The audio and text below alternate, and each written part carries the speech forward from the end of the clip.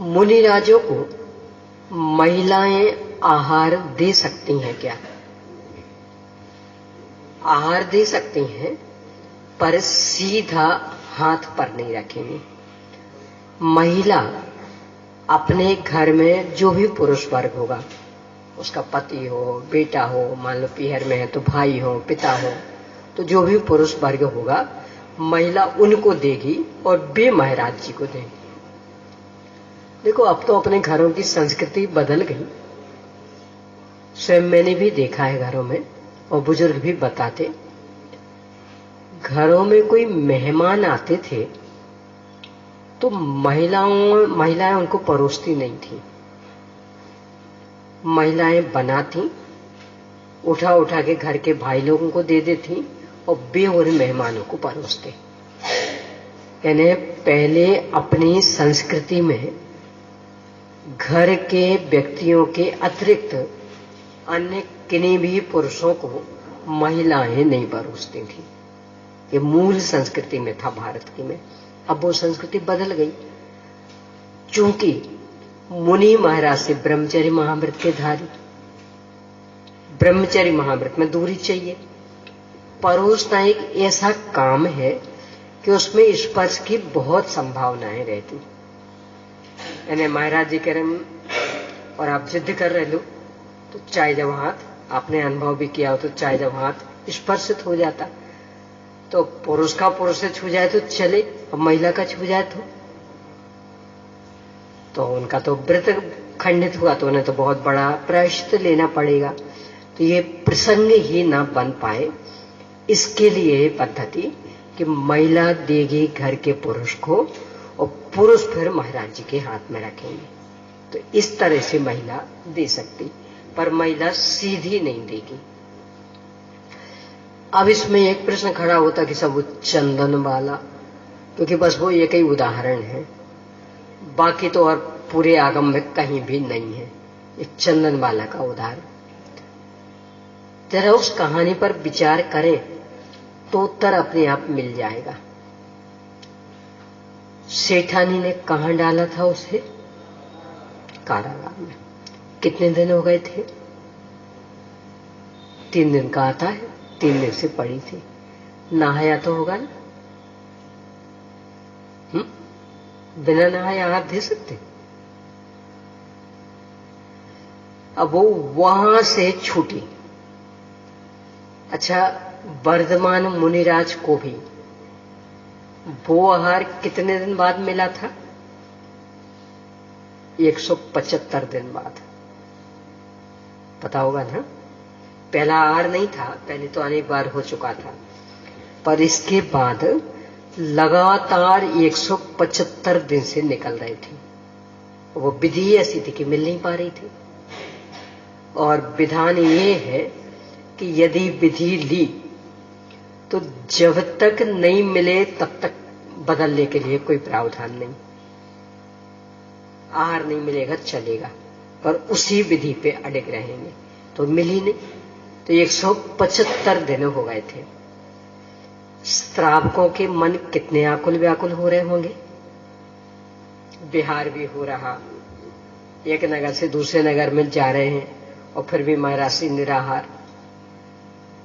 अपने नगर से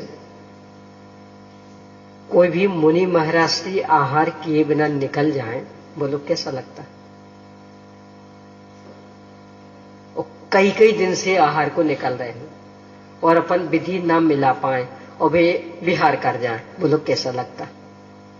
और 175 दिन मतलब कितने कितने गांव से निकल गए होंगे, तो श्रावकों को कैसा लगता होगा?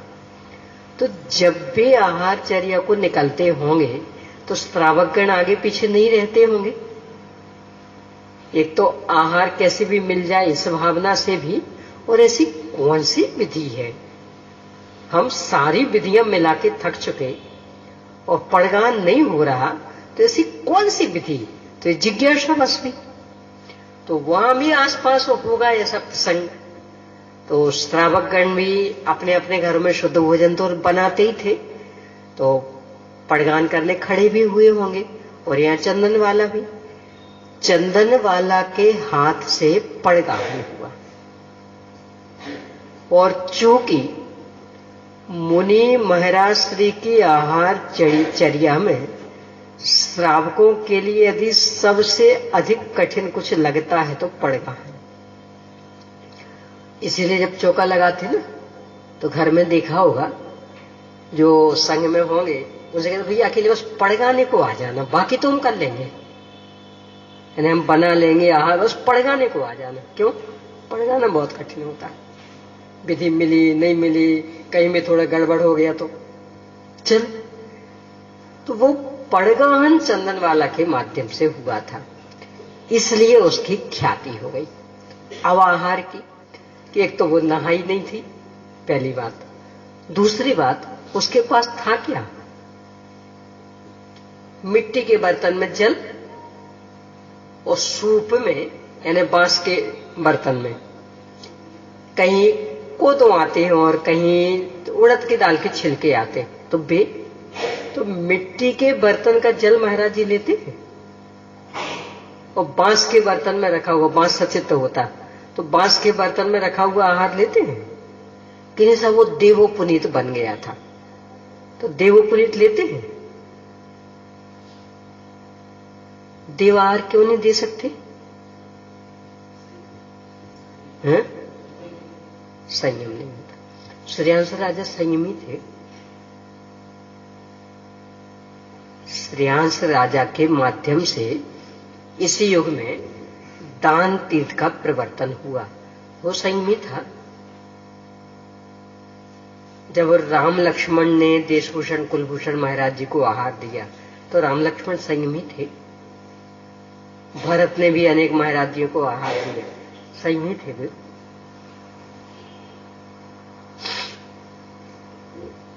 संयम नहीं ले सकते इसलिए आहार नहीं दे सकते ये नहीं है।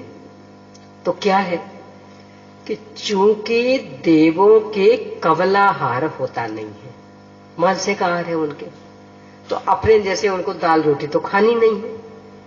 तो अब यदि वे आहार देंगे तो महाराज श्री के लिए अलग से उन्हें वो बनानी पड़ेगी, क्यों? उन्हें तो खानी नहीं, और अलग से बनाएंगे तो उद्दिष्ट आहार हो गया। और मुनि महाराज से उद्दिष्ट आहार के त्यागी होते, यानी उनके लिए कोई रसोई बनाए तो उसके वे त्यागी होते, और देवों को रसोई खानी नहीं है तो उनके लिए अलग से बनानी पड़ेगी, इसलिए उनके हाथ से आहार नहीं लेते। यानी किससे लेते? आपने अपने लिए बनाई, अपने लिए बनाई हो तो हमें दे दो, वो नहीं तो क्या?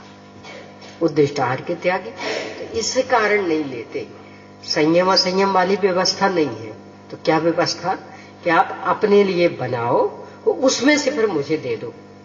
तो अपने लिए तो वही बनाएगा जो स्वयं खाता होगा, और जिसको खाना ही नहीं है वो, तो उनके तो मानसिक आहार, उन्हें तो ये दाल रोटी खानी नहीं, तो वे अपने लिए बनाते नहीं। तो बनाएंगे विक्रिया से, तो महाराज जी के लिए बनाएंगे तो वो उद्दिष्ट हो गया, उद्दिष्ट आहार महाराज जी लेते नहीं।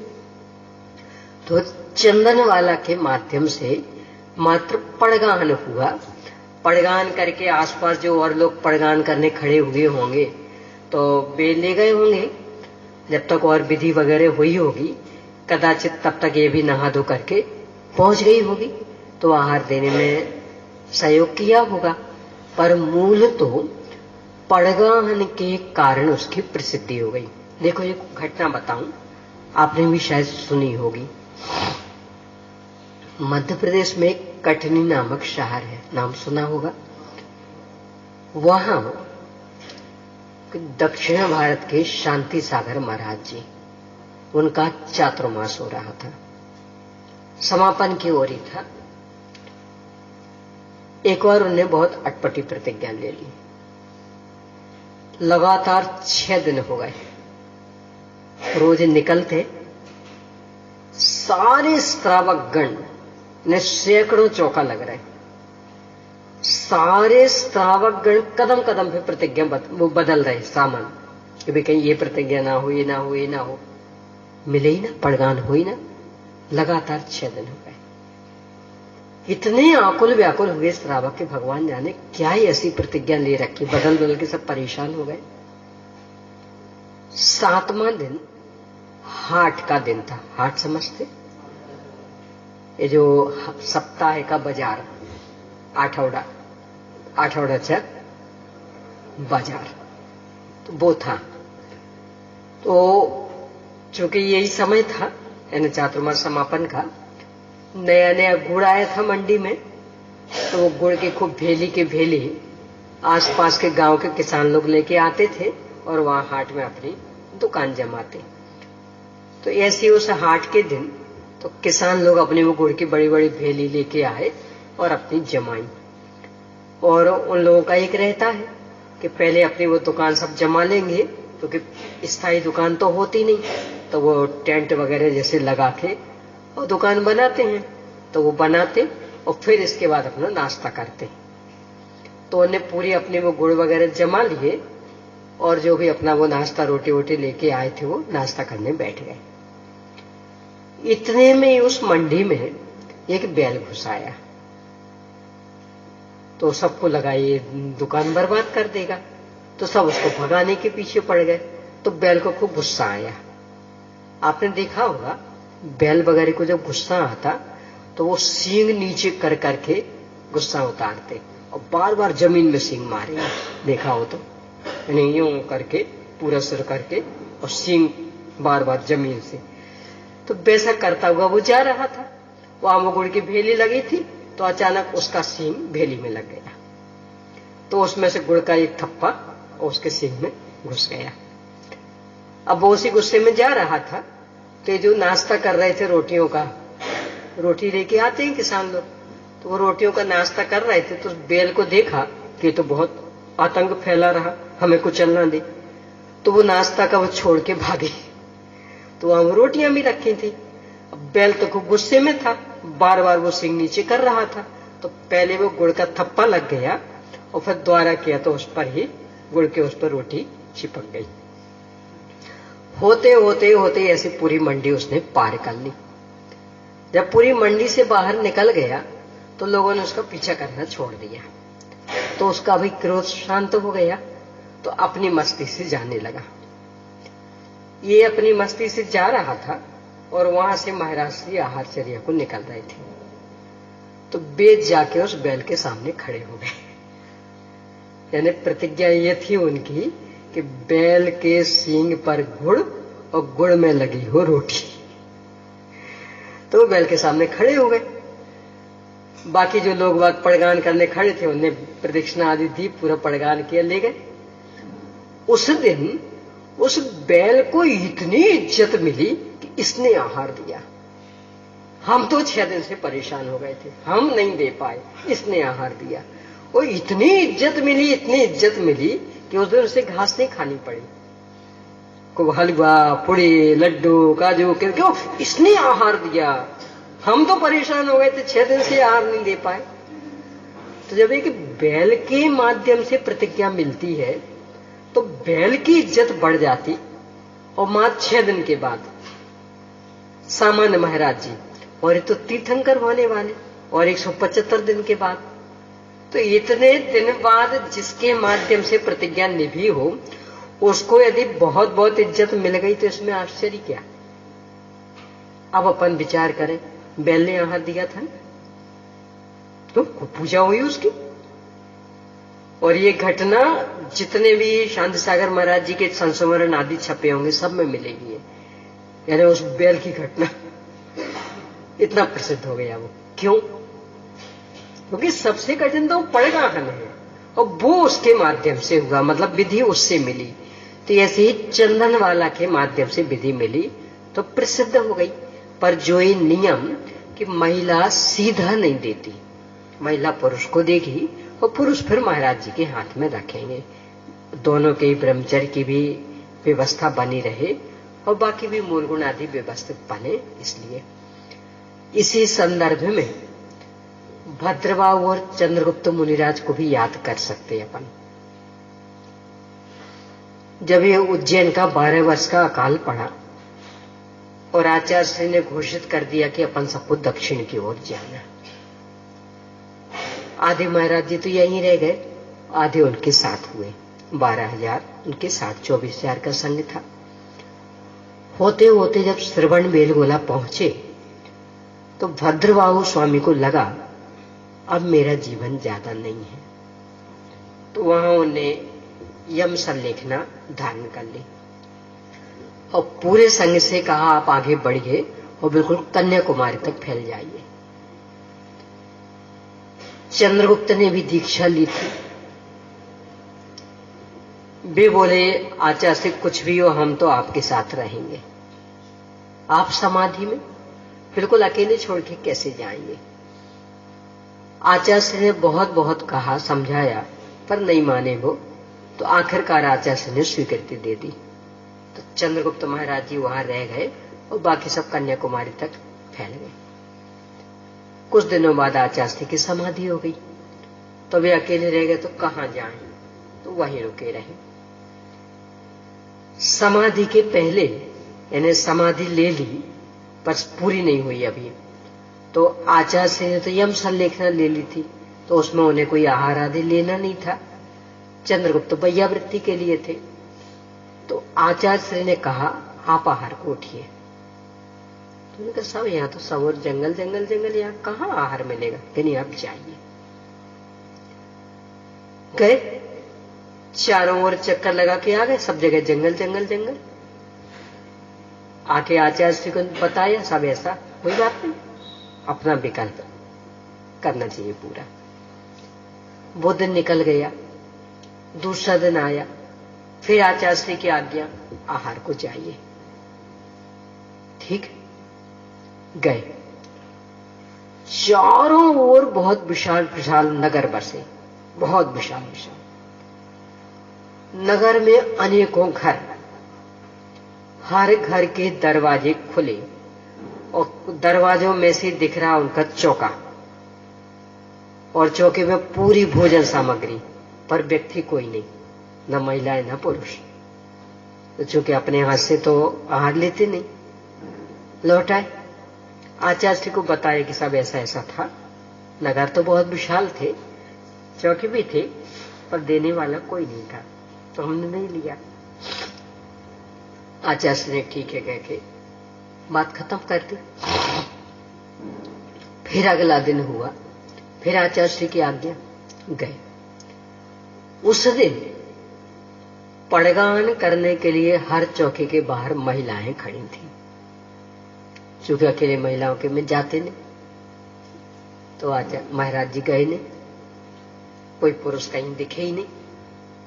लौट आए महाराज जी, फिर आचार्य को बताया। फिर और अगला दिन, चौथा दिन, उस दिन महिलाओं के साथ पुरुष भी थे और पड़गान हुआ, आहार हुआ। इसके बाद तो पूरे 12 वर्ष तक लगातार कभी इस ओर तो कभी इस ओर, ऐसे पूरे उस एरिया में चलता रहा। यहां बीच में आचार्य का देवलोक गमन हो गया, समाधि पूरी हो गई उनकी। अब ये अकेले रह गए तो वहीं रुक गए। जब यहाँ का अकाल समाप्त हो गया तो जो संघ कन्याकुमारी तक बड़ा चला गया था, लौटना शुरू हुआ। लौट के यहाँ पता लगा आचार्य तो गए, तो जो वो विधि विधान रहते हैं, भक्ति वगैरह पढ़ना करना, वो सब पूरे संघ ने किया और विचार किया कि अब अपन उत्तर भारत तरफ लौट चले।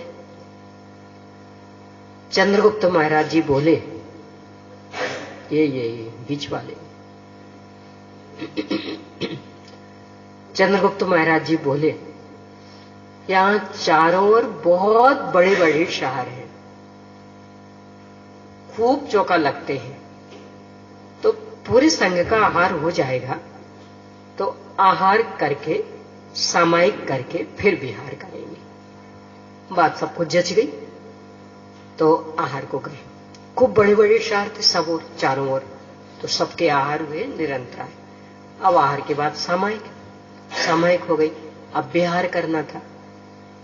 उस संघ में एक तत्काल के दीक्षित छुल्लक जी थे, तो चूंकि संस्कार पढ़ने में तो समय लगता,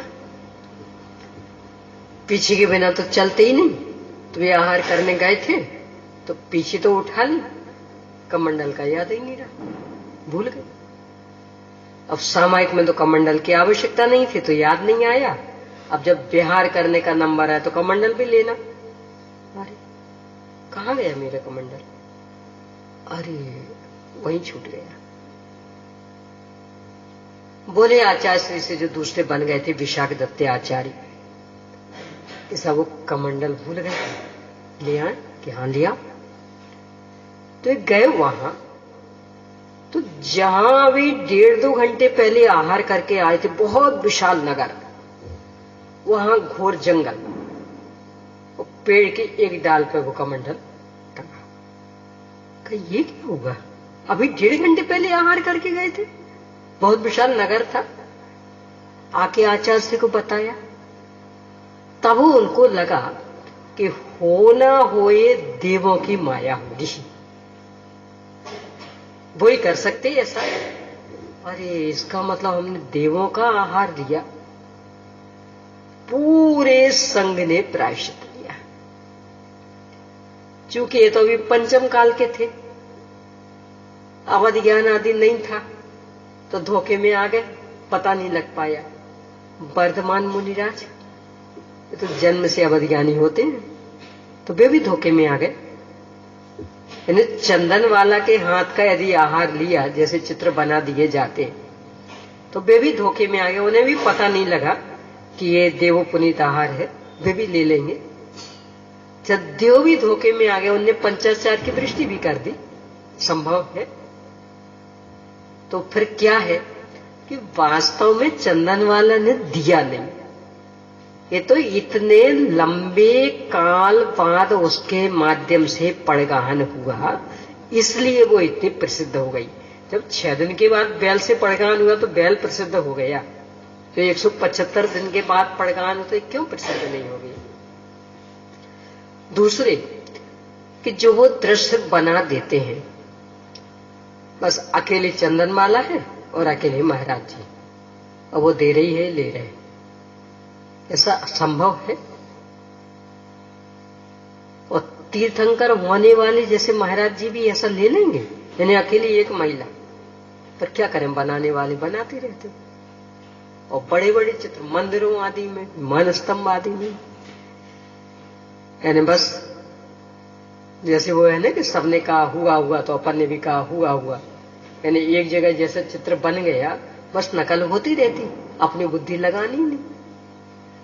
यानी इतना भी विवेक नहीं रखते कि अकेली एक महिला की विद्यमानता में महाराज के उससे आहार ले सकते क्या?